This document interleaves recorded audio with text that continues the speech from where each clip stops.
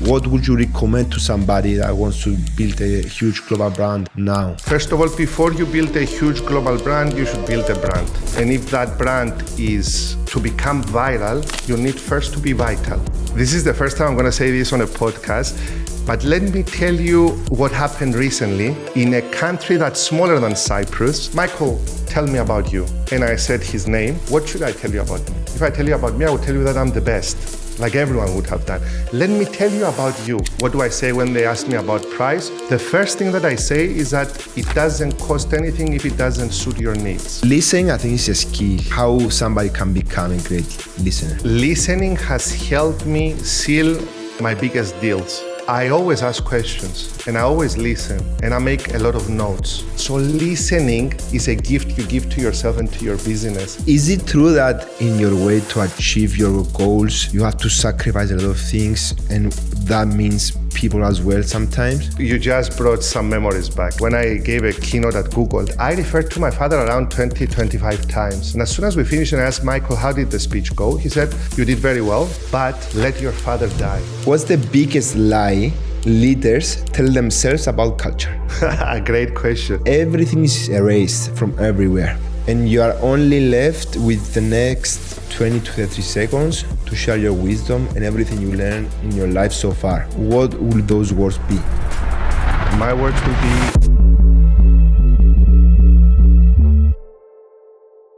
Mr. Michael Virardi, welcome to our podcast. It's an honor having you here. I don't usually do this, but I would love to make an intro for you because you are very successful in what you do. You've been doing this for almost 20 years now. You've been a public speaker, a consultant, a coach for in more than 25 countries. You have a huge channel in social media with more than 80 million views and 2 best-selling books.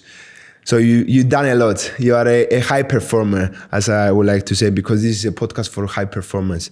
Thank you for accepting our invitation and welcome to our podcast. It's a pleasure being here, Leondios. Thank you to you and your partner. And I'm looking forward to this discussion. Awesome. Me too. Okay, first question I love to ask everybody. Let's say somebody doesn't know you, okay? Which is very hard these days. And you walk in a room. How do you introduce yourself in a sentence or like? My name is Michael Virardi. Mm-hmm. I'm joking. In a sentence, I help leaders win their people first, and then customers will follow. Wow. And what do you mean by that? I mean that leadership is very important. You have to lead by example. There are certain behaviors that stem through the values of the company, and leaders should be the first that exemplify that. And if they do, and if they find people, associates, because I don't like the word employees, I prefer the word associates, that are like-minded or think similarly, then they will form a very formidable team. They will enhance their culture, and then they will win their customers over. Wow. And this leads to a successful company and a successful future. That's amazing. And when you started almost 20 years ago, did you expect that you're going to end up in this situation now, 20 years later? I was dreaming, and maybe this is the first time I'm saying this. I had wet dreams, and those wet dreams were not sexual. Those wet dreams were about traveling, getting onto a plane, going to foreign destinations, reading a book, delivering a keynote or a workshop. But it took many, many years of hard work, or as I like to say it, of a lot of push-ups in order to reach where I am today. But I'm always reminded something that I heard from theater: you're as good as your last performance. So success can be short-lived if you do not put in the hours and the preparation to remain at the position that each and everyone currently is. And they're happy with it, of course. And it sounds like a growth mindset is very important to you, right?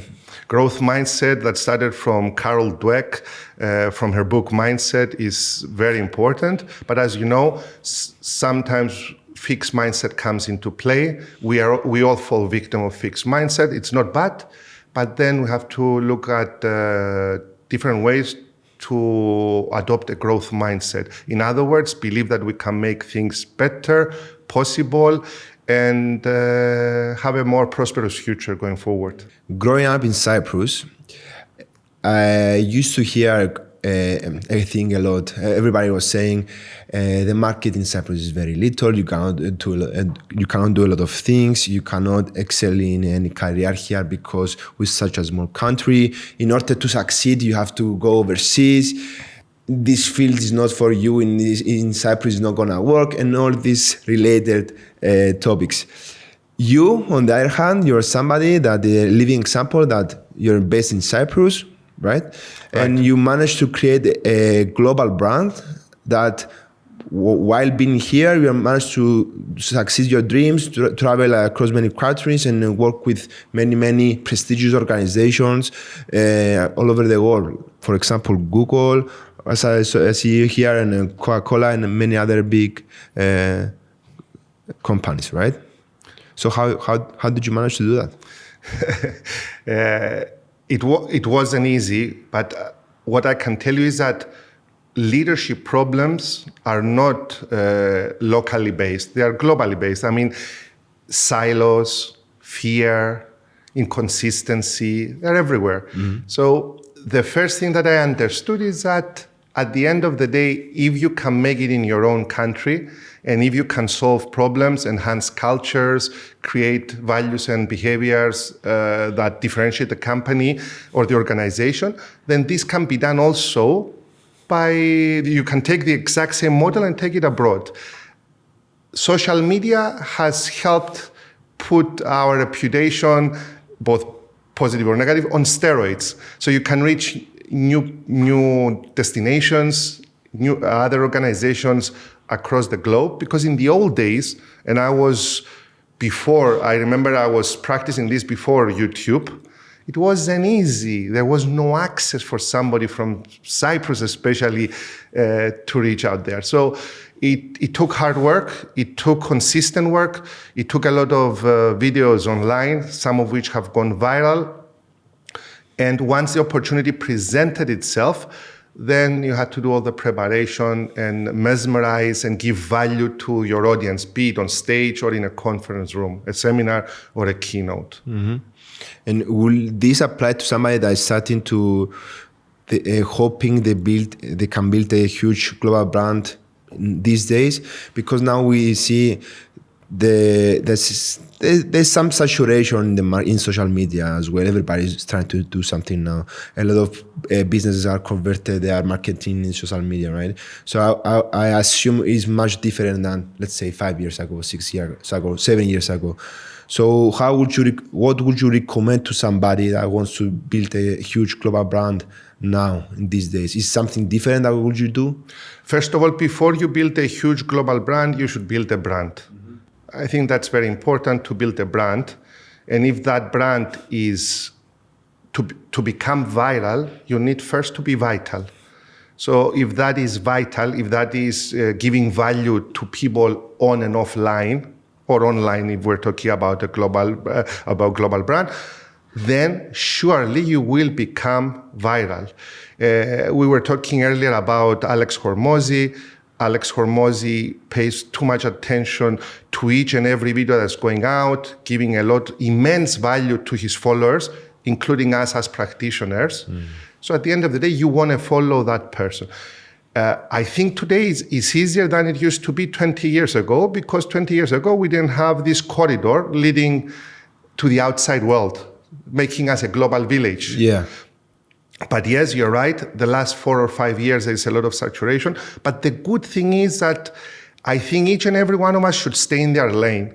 Find out what you do well, where you're an expert at. And experts for me is not only the people who read theory, but the ones who have managed to put theory into practice. And as the Pepsi ad says, been there, got the t-shirt, done that. So speak on a subject that you're well versed on, that you can provide solutions for people, and that people can benefit from that. Don't be all things to all people. Find your minimum viable audience, and then fix your prices accordingly, and it's up to you, and your proposition. And less is more, not more is more. What would you recommend to somebody like me? For example, something I'm struggling right now at the moment is the imposter syndrome. You know, I feel that I don't know enough to get out in the market to create some good ratings for myself and create like a value proposition. So, but I think I have the knowledge, but I don't think I have enough to go out and expose myself. What would you recommend to somebody like me? Okay, first and foremost, the imposter syndrome, up until 2 years ago, wherever I read about the imposter syndrome, everyone was talking about it in a negative way, until Adam Grant, the psychologist, in one of his books, wrote that one of the best things that can happen to a person is the imposter syndrome, because it forces you to fully prepare. And I think this imposter syndrome might be somewhere in me as well. And it helps us to fully prepare to grasp the opportunity. So if you ask me if you can alleviate it and take it out, I would tell you, no, keep it. Okay. And what you can do is what you're doing now, most probably. You can start a podcast, you can interview people, and I'm not talking about myself, but successful people. And this gives you also exposure. You are asking your questions, you get people to answer your questions at the same time, and always stay curious. Always stay curious, always search for new answers to the same old burning questions. How do I increase my prices? How do I differentiate myself from my competition? How do I get noticed in a very busy social media world?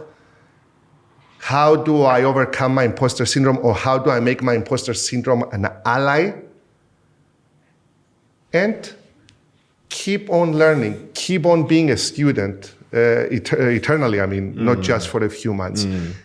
So from what you're saying, it's very important to starting, you have to keep the risks low, expose yourself, be alive with the imposter syndrome, and keep learning and keep self-analyzing and trying to progress, right? And experiment a lot. Yeah. If I tell you how many things I've done that have failed, it's the same old story that we read in most books, but it's true.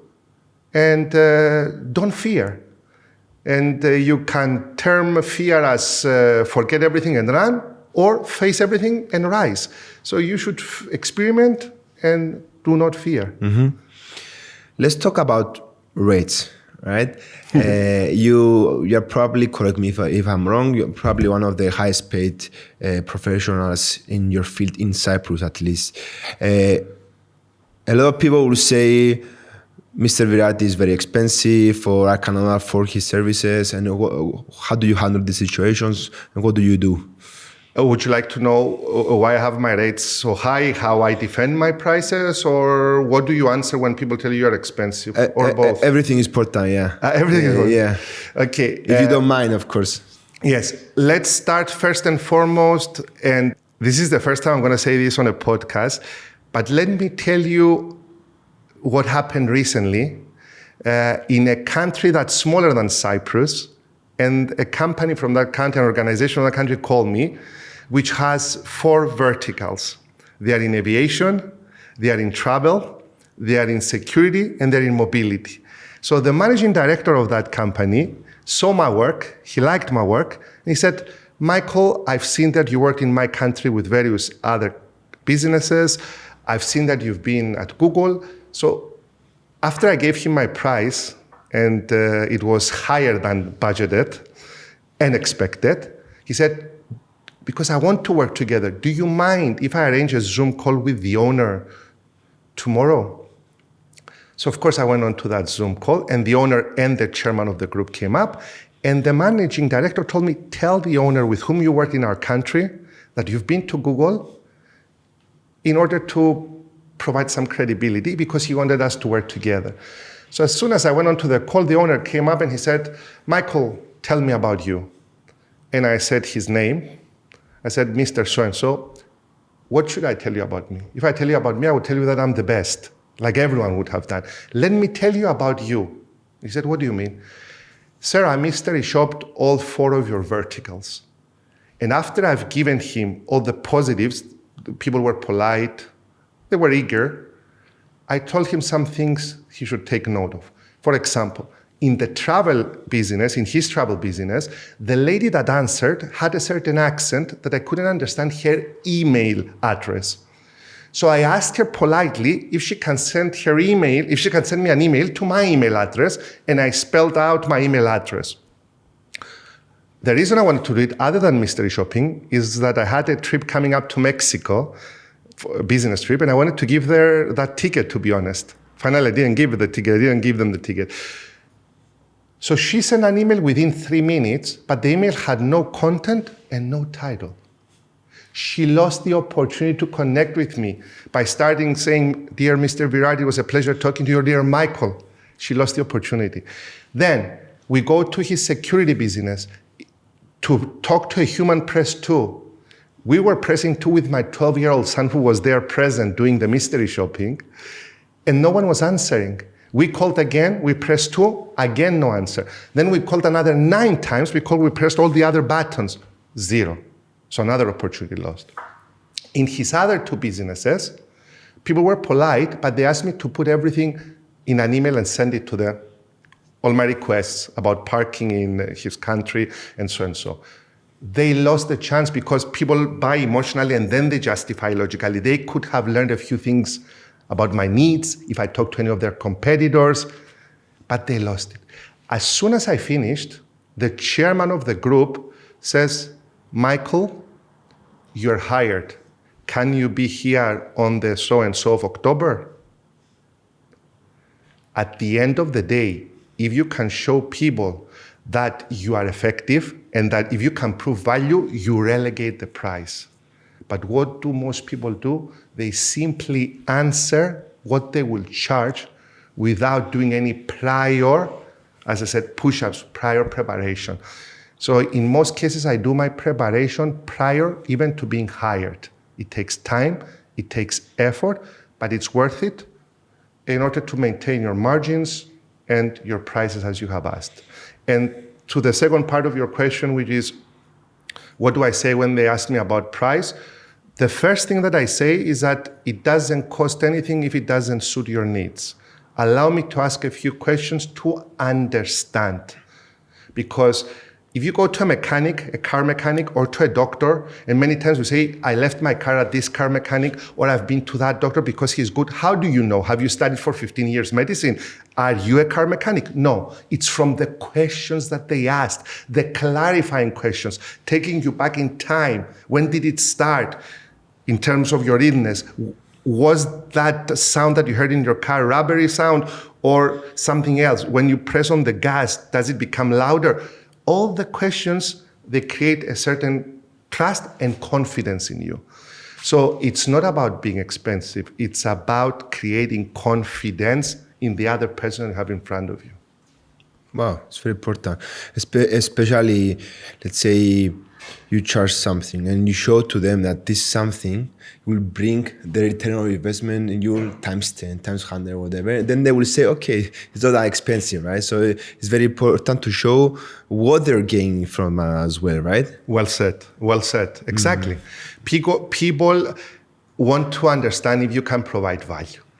And people want to feel confident that this guy gets us. He understands us. Not gets it, gets us.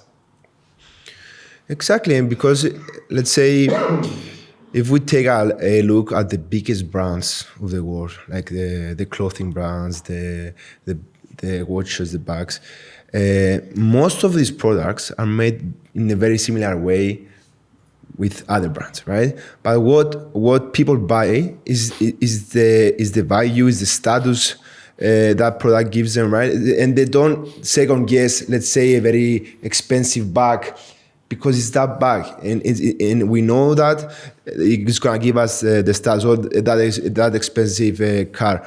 Nobody's gonna negotiate the price of a Ferrari, right? Everybody wants the Ferrari, though, even though they are very expensive cars. So I think it's important as brands to build the value and show that you gain much more from what you're paying. Is that right? 100%. And I have to tell you that, yes, certain brands have disappointed me. I'm not buying them anymore, even though they had a good reputation, they were reputable. in terms of pants, for example, they ripped open, and I'm not somebody who has too many kilos, I believe, on them. And at the end of the day, they have to live up to that promise on a daily basis. Like speakers, like trainers, like people who do podcasts, everyone, they have to live up to that expectation. So every day is a struggle to prepare, and every day is a struggle to prove value. Can you walk us through, maybe, if possible, how do you prepare? Let's say you find a potential customer, right? Yes. How do you prepare, and you are very ready to go to the place, to do the meeting and do your push-ups? Okay, let's say, because we talked about how I prepare for pricing, let's say how I prepare if somebody has hired me, for example. Mm-hmm. I do research, a lot of research. I look at the industry. I look at the competitive context of the industry. I look at behavioral gaps, which is where values fall short, because values are very important, but values are simply words. It's the behaviors that stem from those values that you can see if people are aligned and they have a great culture in place. I interview leaders, I interview other stakeholders at various positions within the hierarchy. I look at the customer friction points, either by mystery shopping or by asking. And last but not least, after I've done my research, I like to bring everything to the most easier denominator for people to understand it, through stories, through analogies, through metaphors, through examples from the industry, through statistics, through numbers, so I can make it more easy for people to digest it, to understand it, and to understand which behaviors they need to change and what they need to do in order to be successful. So there is a lot of preparation to be done, and that's how I prepare. Was there ever a case that you did your preparation? Okay, two-part question. First, you did your preparation and you saw while doing the preparation that something is off with the values or something you don't like about the potential customer. How did you react in that situation if it's something that happened? That's great. Let me go back to the previous question and then come to this question. Sure. The biggest compliment from what we mentioned earlier about the preparation that I get from my customers is not the amount of money that will come into my bank account. The biggest compliment is that this guy gets us. He understands us. He speaks our language. And after I finish from here, I have a lunch appointment with the managing director, with the president of Novartis. And Fabio, as soon as we finished our keynote with Novartis, stood up in the Q&A session and he said two things. The first, he asked me about my surname because he's Italian, because he's Italian as well. And the second thing he said is that you know our values and behaviors even better than us. You speak our language. You have thoroughly prepared, and I commend you for that. For me, that was more than the amount that went into my bank. And that's why probably the relationship still continues up until now. As I told you, I'm leaving after to go for lunch. It's exactly this is the lunch I'm having. Because you built great foundations. Great foundation. And to answer your second part of the question, your second question, if I see something that's off, I have an obligation to mention it. I have an obligation to say that these values, or as I said, values are great, but they are useless without behaviors. Values are words. Behaviors are the proof, or behavior is the proof.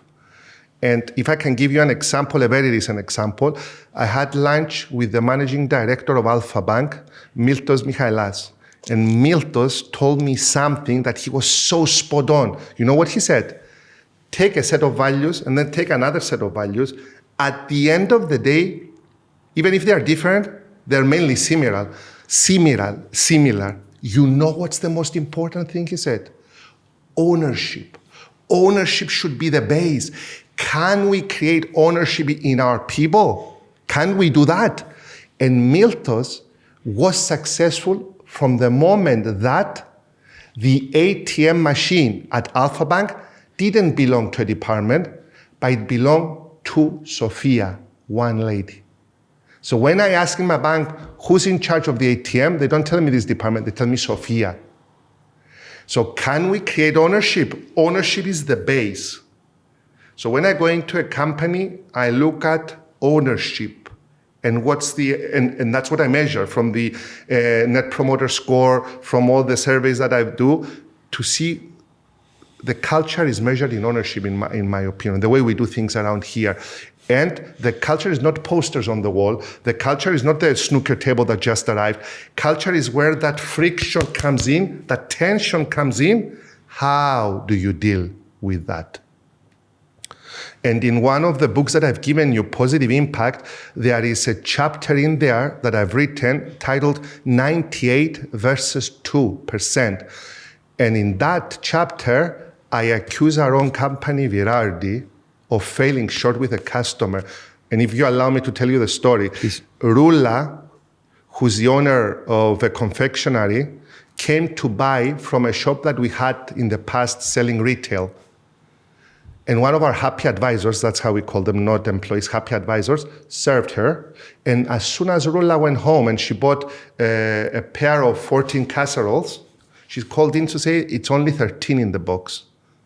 And our happy advisor said, no, it's 14, I counted them.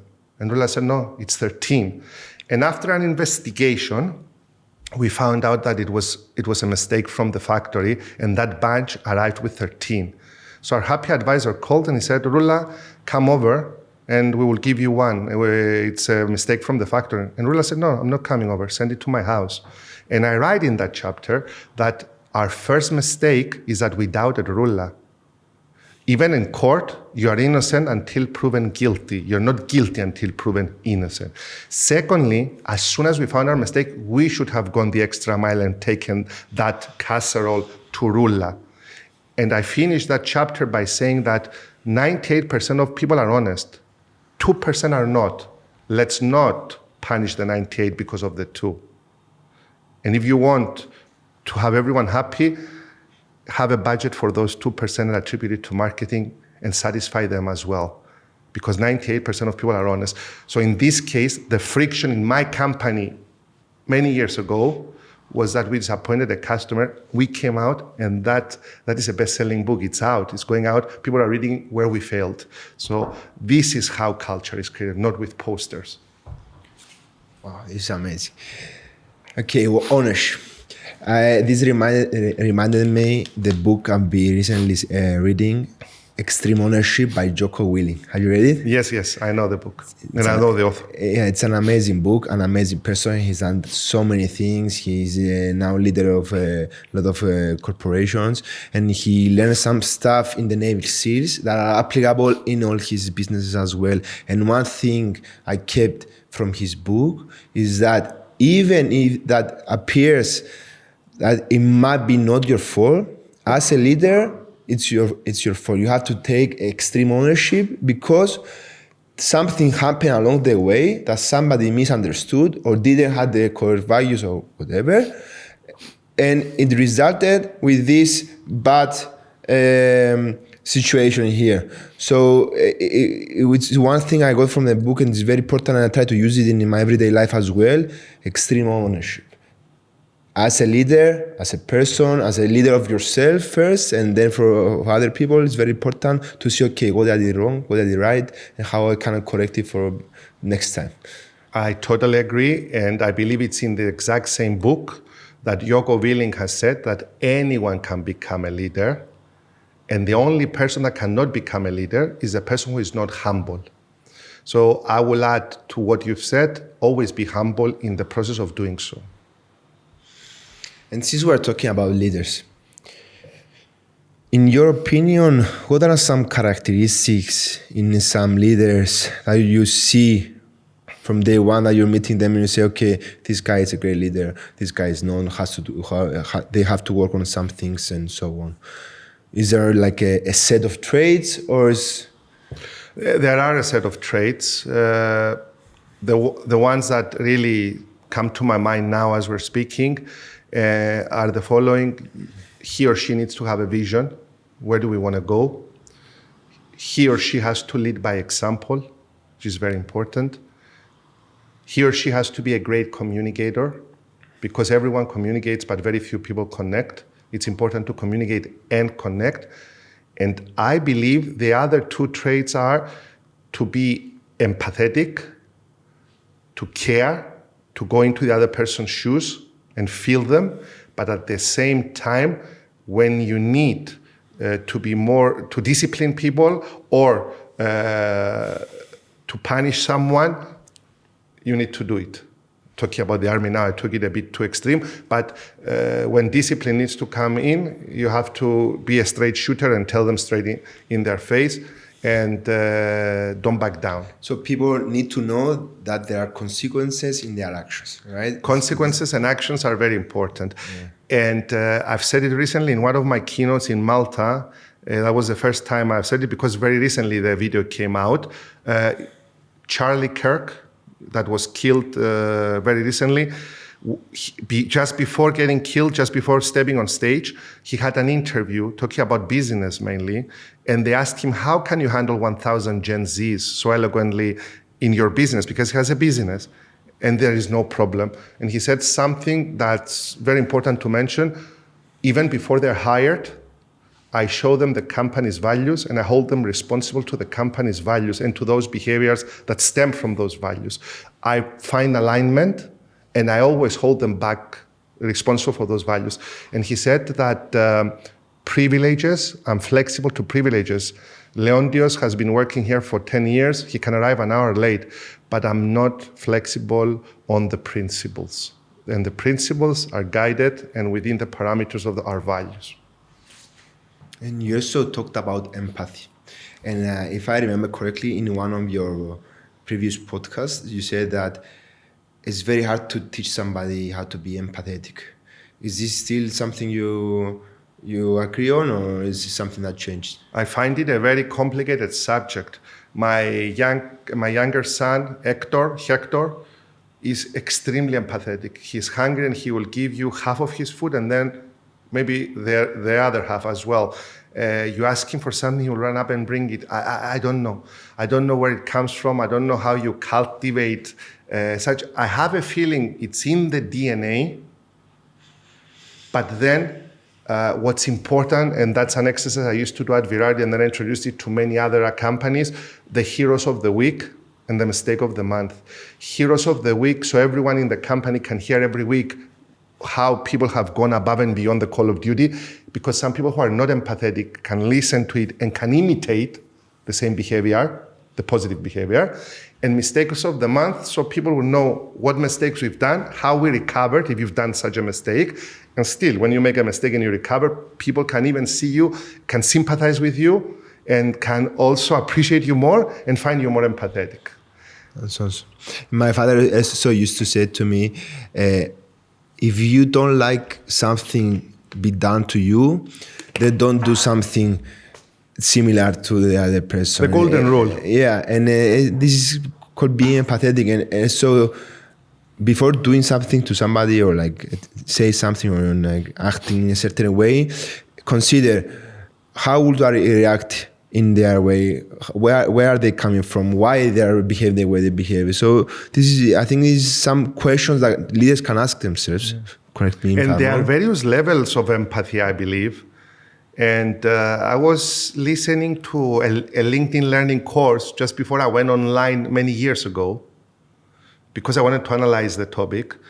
And that opened my eyes a bit. He said, one person, whilst you're in the hospital, can call you and tell you, Michael, if you need me, call me and I'll come.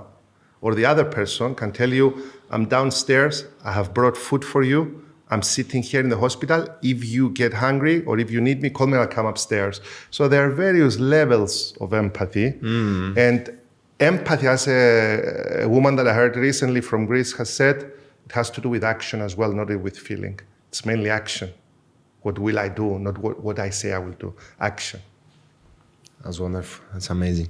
You talk a lot, something I agree as well. We have 2 ears, one mouth, so we have to listen a lot. But listening, I think, is a skill, active listening. How do you do that? How somebody can become a great listener? listening has helped me seal my biggest deals. When you go onto a call with a customer, and hopefully your partner will be listening in on this as well because he asked me a question earlier, I always ask questions and I always listen and I make a lot of notes. Because when you prepare the proposal, will you be sending a proposal about renting this amazing studio as you do with everyone with the same words? Or will you listen to their concerns? Will you listen to what they've said when they were answering their biggest need question of what they need? And will you term it in a way that people, if it's true, of course, and if you can help, of course, that people can understand that you understood? So listening is a gift you give to yourself and to your business. And listening tailor makes each and every proposal. Listening shows the other person that you truly care. How do you do it? First of all, you listen. Secondly, you ask questions or you sum up at the end just to make sure you understood well. What kind of questions? Mainly open-ended question rather than closed-ended question. Closed question is, do you like me? Yes or no. How much do you like me? It's an open-ended question. So open-ended questions. If I understood well, George, you would like us to proceed with A, B, C, D. Can you please expand on this? It's a closed and open-ended question at the same. So George, if you had to pick one of the 4 subjects that you mentioned for this seminar, for this keynote, for this cultural intervention, which is your number 1 priority? Because you told me 4 things. And within a day, we cannot do all 4, or we cannot expand on all 4 and be effective. So George tells you, this is the number 1. So you write it as number 1. So if you start your proposal and you place it as number 4, you have failed to listen. And you minimize your chances of getting the proposal. And because we are creatures that we like to protect ourselves, and we're selfish, what will we say? Our prices are too high. Let's lower the prices so we can get more people to come in. Mm-hmm. Why? Because you don't want to hurt yourself. Because we're selfish creatures. Exactly, yeah, I agree. So it's not our fault. If we win the offer, yes, we've done great. If we don't, it's a price. And this started from our early days in school. Dad, I got a 20 in the chemistry exam. Well done, son. Thank you, Dad. Dad, I got 6 in physics. Why, son? I had a stomach pain the previous evening. I couldn't start. Yeah, it's not me, it's somebody else. Somebody else. Attribution theory. Yeah. And one quote I say in almost every podcast I do, it's control the controllables. And if something was, and again, it connects with extreme ownership as well.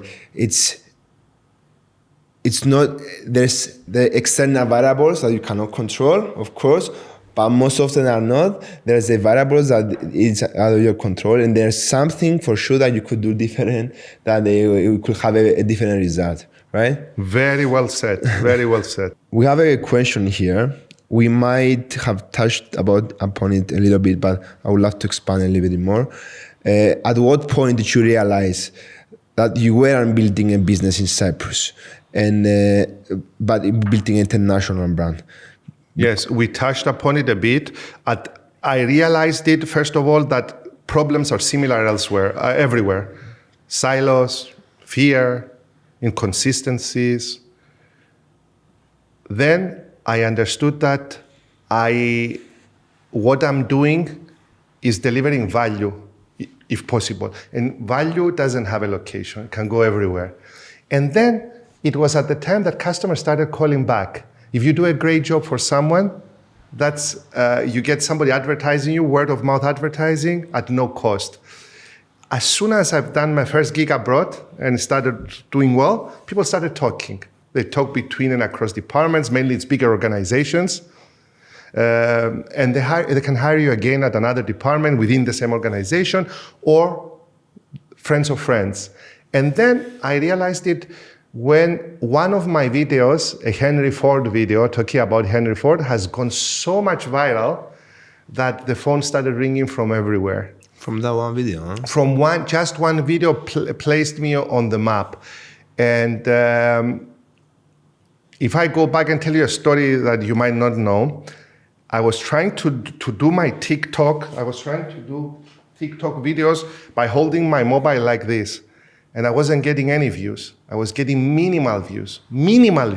I was saying the exact same story I was saying on stage, and I was getting minimal views. So I called my competitors. I called my friend competitors. I called everyone who was doing well. And I asked them, Leondi, how do you do it? Because I'm saying the exact same story and it's not working. Whereas on stage, people tell me, Michael, you're nailing it. That's what they are telling me at least. And they're voting with their money. And everyone was giving me tips, but it wasn't working. So one day as I was sitting, I told my assistant, Max, not Michael that you know, Max, I said, Max, this is gone, forget it. Let's take the stage to the stage. And Max says, what do you mean take the stage to the stage? I said, look, during our workshops, people are enjoying it a lot. That's what I see from the evaluation forms, from people coming back again and again. Why don't we do micro content? Why don't we pull a lapel over here, get somebody like yourselves here to record us? Let's have micro content and place them on the internet, on TikTok, on Instagram. Let's see what's happening. You cannot believe it. There's the exact same video that got 500 views by getting my mother and grandmother to like it, got 500,000 views. Wow, the same exact The story. exact same video. I even remember the words word for word to tell you now. Got 500,000 views. Then this guy came on, the story with Henry Ford. I think on TikTok it went to 4.5 million. I think on YouTube it went to 8 or 10 million. Even Robin Sharma uses my exact same story in his book, a year after, 2 years after, The Wealth Money Can Buy. That's insane. Yes, the exact same story, the exact same story. May I ask what the story was for? Like what's the story? The story is that Henry Ford from Ford Motor Vehicles, he wanted to hire somebody as a mechanic. So he took two candidates from the exact same university with the exact same grades, and he took them for dinner. These were the last two candidates. They had the exact same grades, exact same university, both bright. So he took them to dinner, and after they finished dinner, they didn't talk anything about business. Henry Ford told the one, you're hired, Leondios, and he turned to the other one and said, Michael, thank you very much. We won't be proceeding together. Spot, huh? On the spot. And Michael, who was disappointed, summoned the courage and he said, thank you, Mr. Ford, but can I ask you something? We never spoke about business. We never spoke about engineering. How come you're hiring Leondios with the exact same grades, exact same university, and you're not hiring me? And we never spoke about business. And Henry Ford said for two reasons. The first is because Leondios tried his steak and then he put salt. You put salt before trying your steak. I like people who try things, who taste things before they try things, before they make changes. And secondly, because Leondios was polite with all the waiters, whereas you, Michael, were not polite with the waiters. He was saying thank you and please to the waiters as well, but you were saying thank you and please only to myself. So at the end of the day, it's about humans, not about hierarchies. That's how I ended it. And it went viral. And it's very applicable as well to this day. And I'm pretty sure it's something you do in your meetings as well. You see how people talk to other people that they are not relevant, let's say. And I think I've read it in a book as well, the waiter principle or something like that. But it goes without saying, good manners, everyone is relevant. And if you want to think it in terms of businesses, even the secretary that you're just entering in might say to the owner that I don't like this person. I have a feeling we shouldn't be continue with him or her. Yeah, I've listened a very nice discussion with Simon Sinek, and he was saying once he was a keynote at a very, very big conference, and he had his own spot. He had his own like a perfect coffee mug, and he was talked about how he was treated that day, that everybody was very professional, very nice to him, very polite to him, and everything went great. The next year, he went to that same conference, but he wasn't the keynote speaker, somebody else was. He was still speaking to that conference, but not as a keynote speaker. He said, I found a different coffee place from what I had last year. People were not so friendly to me, not so nice. I had a different treatment. And not because I was a different person, but because I was in a different spot. So people, unfortunately, tend to behave in a certain way because of the authority somebody's positions have, And I realized that people that see everybody the same and respect everybody the same way are the ones that are more likely to succeed in the long term because they respect everybody the same way, not just the position that their name has next to a surname. I totally agree. And I think the first trainers is not us, it's their parents, the way you were brought up. And as Jocko Willing has said, the only person who cannot become a leader is a person that is not humble, that doesn't have humility. And I think humility is very important. As you rise up the ladder, always remember that you should carry your humility with you. That's a great way to say it. You managed to, as we say, you managed to build this great international brand. At what cost was that for you? What consequences, let's say, you had on your personal life or on Michael Virardi? I'll tell you, comfort, because once you stay in your little island, once you do things as you know them, get your car and travel from one town to the other, it's comfort. You are within your comfort zone. So the first thing that really started shaking is comfort, because you become uncomfortable getting onto a plane and heading to Australia or Mexico or New York. You become uncomfortable. Secondly, I am very rich, and the reason that I'm rich is that because I have 3 kids and a beautiful wife. I'm many hours away from home, which I don't want to be away. I went to Australia to deliver a 1-hour keynote speech, and I think I came back in less than 6 days, just because of my kids. It took 3 days to go back and forth, 3 days, and my wife was begging me to go from Sydney to Melbourne and see something else. I said, Christine, I want to come back to the kids. And then I added also to you, because I forgot. So that's it. But at the same time, it gives me a lot of freedom. It puts me in a growth zone, as you said earlier, and it gives me a lot of time on my own to think. And that's why I very rarely, I do it sometimes, but I very rarely connect with my mobile on long-haul flights. Oh, really? Because I don't want those emails coming in. Last time as I was going to Mexico, I connected, I have to be honest, because one of my best friends, Stavros, has said, you promised not to connect, and you did. It's true, I did. But all the other flights, I didn't. Is it true that in your way to success and in your way to achieve your goals, you have to sacrifice a lot of things, and that means people as well sometimes? I will tell you, you just brought some memories back, and I will tell you. And I don't think I said this before. Maybe I did many years ago. As I was preparing to become a speaker, a trainer, a consultant, it took many years of loneliness at the Virardi office, all alone, working every day, but especially weekends. I was putting 6 to 7 hours to prepare, either on Saturday or on Sunday. If I didn't make a Saturday, I was making it on a Sunday, because then all the office was coming in, from the cleaning lady to the managing director, and we were running courses. I was running courses every Monday. So I was preparing. I was doing my push-ups.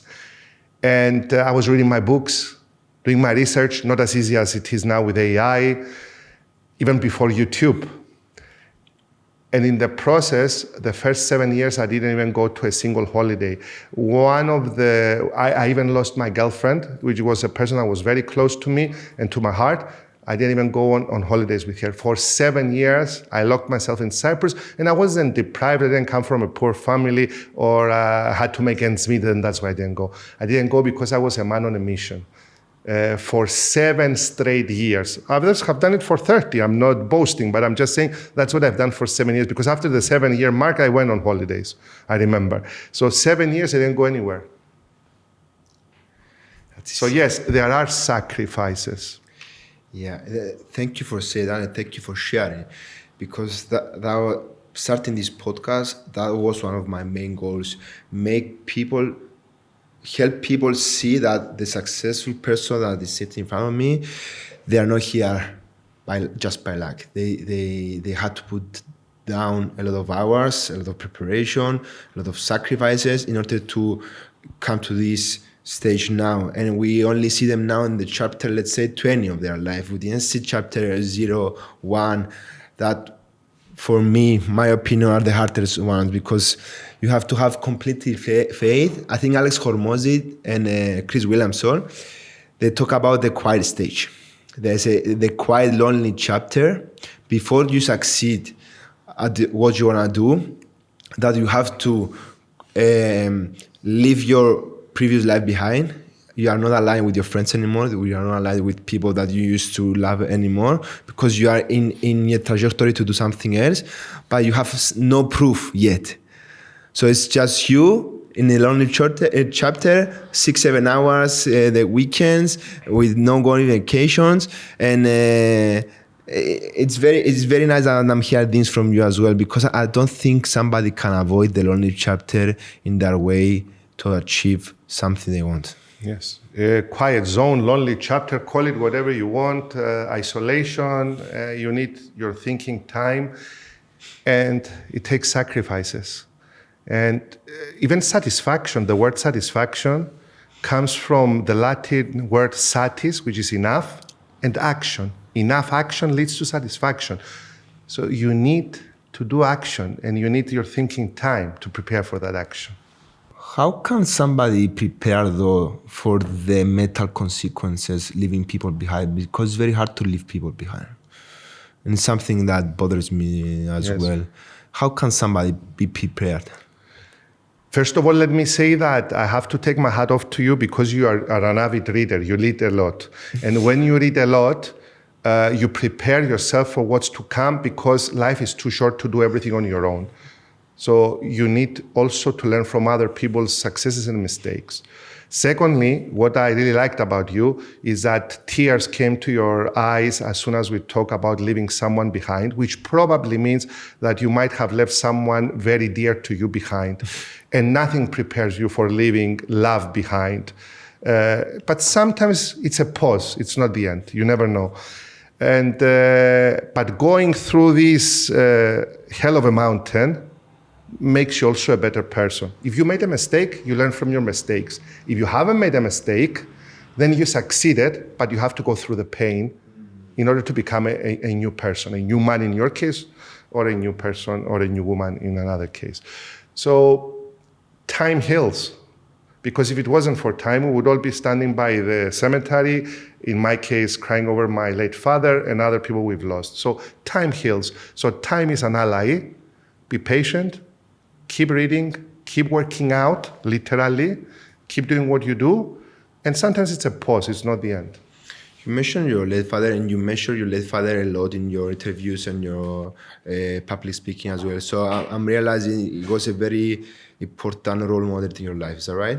Very correct. And my father is to me as well, he's one of the biggest role models I have in my life, but having a successful father, as we did, sometimes it gives a pressure to you that you have to succeed at least to that extent. You have expectations upon you, or you're the son of Virardi, you're the son of Papa Loizu, so people expect you to succeed as well. Is this something that you came across while growing up and going back to the family business, or is something that never bothered you? It's something that never bothered me, to be honest. Anthony Robbins says that success leaves clues. So we are happy and fortunate to know the path. So you can either focus on the success of your father or on the clues. That's the only time I look down. I look at the clues so I can follow the path. And when people tell me that your father was very successful, I'm even happier. I don't know if it comes from empathy, I don't know if it comes from DNA, but I'm even happier that my father was successful, even more successful than my brother and myself for some. So no, it never bothered me. So what is your focal point? Are you looking at the success, or are you looking at the path? Aim at the path and you will reach success. The process, not the outcome. The process, not the outcome, correct. Yeah, and with that being said, is there something that you don't want to model after your father, that you want to do something different? Of course, my father was a human being. And if you're observant, there are some things you can change. But we have a common friend, Michalis Solomondos. And Michalis Solomondos told me something that at the beginning when he told me this, it didn't sound quite well. I got a bit confused and it didn't sound at all good, but I'll tell you. We went together at Google when I gave a keynote at Google. And I referred to my father around 20, 25 times. And as soon as we finished and I asked Michael, how did the speech go? He said, you did very well, but let your father die. I said, what do you mean let my father die? My father is already dead. No, let your father die. Google didn't hire your father.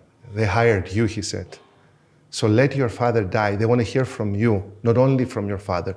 You can refer to your father once or twice, but not 25 times in 42 minutes. So I learned something about my father, not through my father, but through Michalis Solomondos.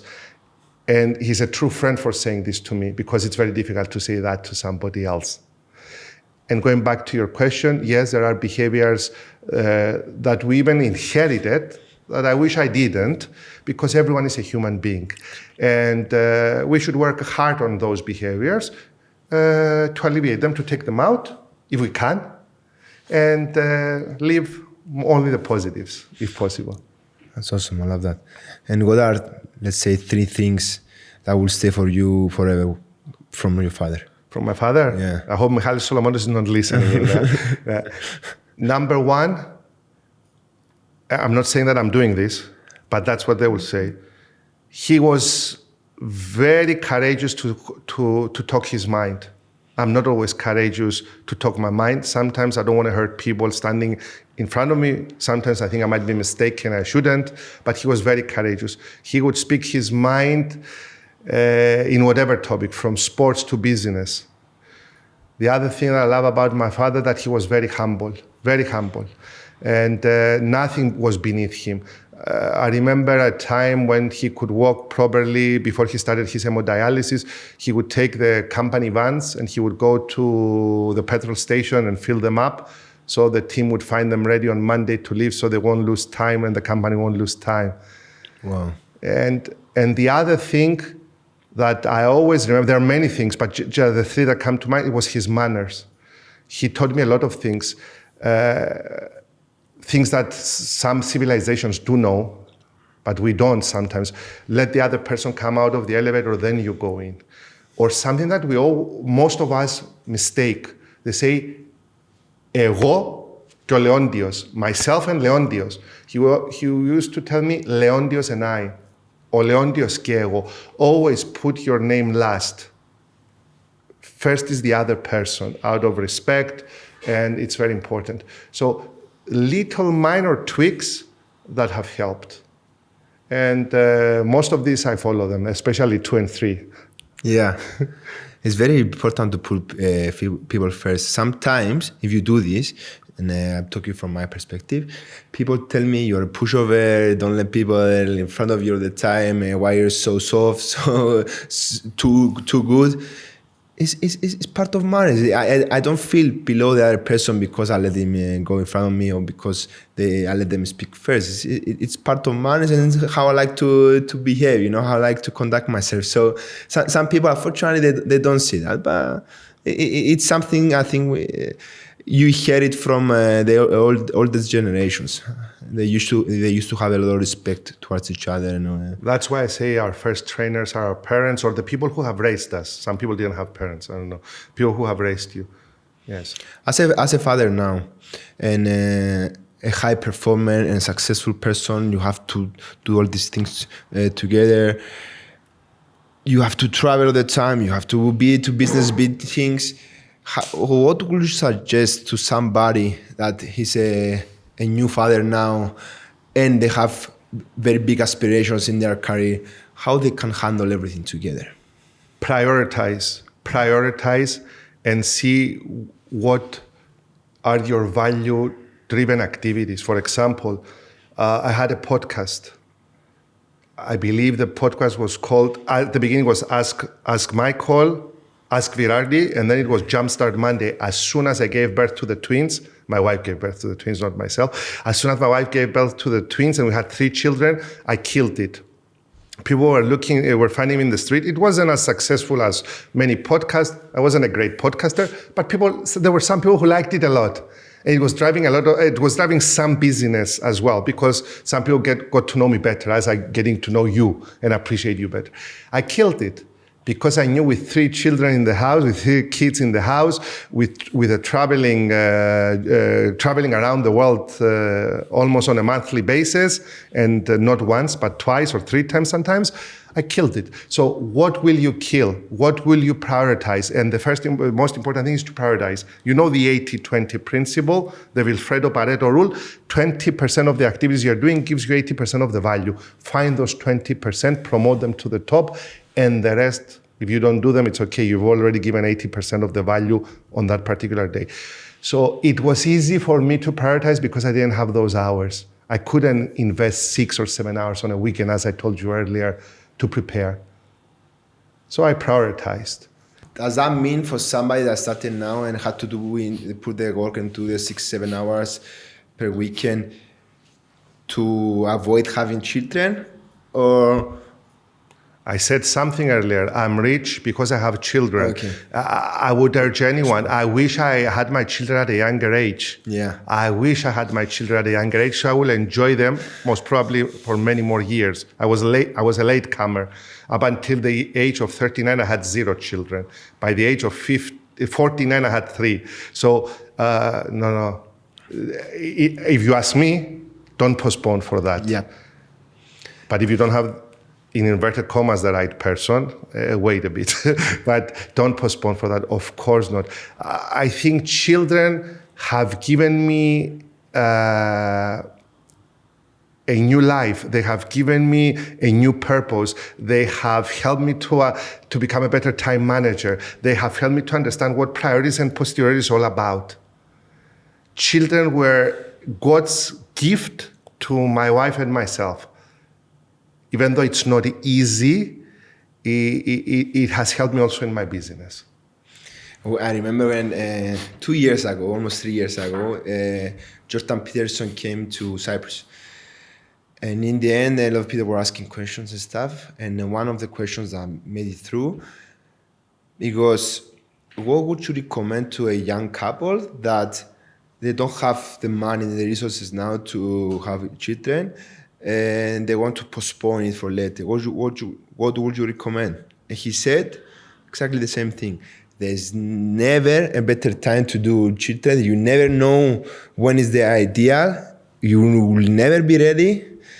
Even if you save some money, if you think you're prepared, you are never prepared. So, and the more you grow old, both men and women have less chances to have babies. So my opinion, he said, do them as fast as you can, as soon as possible, and you never regret them. And I remember it stayed on me 3 years later. It's one of the things I left the workshop, the speech, remembering, because he was like, you never know. Just go all in, and you'll find out that there are more reasons to have babies and children than not. 100%. Right? We agree. We see that, right? We're taking in another turn now. We're going back to the leaders and the culture. I have a question here, which is very important. What's the biggest lie leaders tell themselves about culture? Great question. I believe the biggest lie that leaders tell themselves about culture is that it is the HR department's duty. It is the posters on the wall.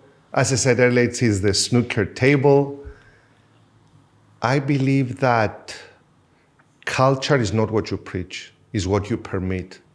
And in those difficult moments, as we spoke earlier, in those frictions, in those tension, that tension is where culture comes up. And the people, so I don't repeat it, they can relate to my example of the 98 verses 2 chapter in the Positive Impact book. In other words, it's how you react. It's how you react in those pressure moments and what comes out in terms of behaviors. So we already answered this, but I'm just saying that if you want to keep something, it's not what you preach, it's what you permit. Culture, if you ask me to say it in a sentence because you love saying it in a sentence, is the way we do things around here. How do you do things around here? And also lead by example, right? Yes, of course. And also during the difficult times. I mean, what do you do when the shit hits the fan? And how do you react? Throughout your experience, what do you think are some things that are very subtle, nobody talks about them, but they always work? The advice that your father has given you, treat others as you would like to be treated. No policy, do away with policy and bring in philosophy, because policy is how we make life difficult for the customers and how we make life easy for us. Philosophy is a win-win. So instead of thinking that we're not allowed to do this here, or this is the rule here, which you think you can shut up a customer immediately, but you will lose them probably for a lifetime. So practice the golden rule, do away with policy, bring in philosophy, and always remember you're innocent until proven guilty. As we said earlier, treat the customer, if you want loyalty, you have to treat the customer like royalty. I just made it up, but that's the proverb. Love that. Thank you so much. So closing up, I think we mentioned about a lot of things, very interesting things to me at least. And thank you again for coming here, because I took some from your knowledge and from your, I tried to deconstruct your brain a little bit, and this will help me along go on to my business, my life. And thank you so much for this, so much free information. And I would love to close. My last question is something, unfortunately, is not a question I came up with, and it goes as follows: if everything, all your wisdom, everything you ever posted online, or your podcasts, or your tweets, or your speeches, everything is erased from everywhere, and you are only left with the next 20 to 30 seconds to share your wisdom and everything you learned in your life so far, what would those words be? My words will be, I love my kids and hope my kids grow up to make other people happy and themselves in the process. I love that. Thank you so much. Is there anything else you want to share before we wrap it up? I just want to thank you, because I found you to be a great podcaster, because this was a discussion. It wasn't pre-planned, but it flowed. And I saw a human being in front of me who truly cares to learn first and foremost. And I'm not saying learn from me, but from our discussion. And you want to succeed in life. I can see it in your eyes. I can feel it in your questions. And my advice to you would be, don't look up, look down at the trail that your father has prepared for you, and you will do amazingly well. Thank you so much. Appreciate you for coming here. Thank you very much, Leonidas. Thanks.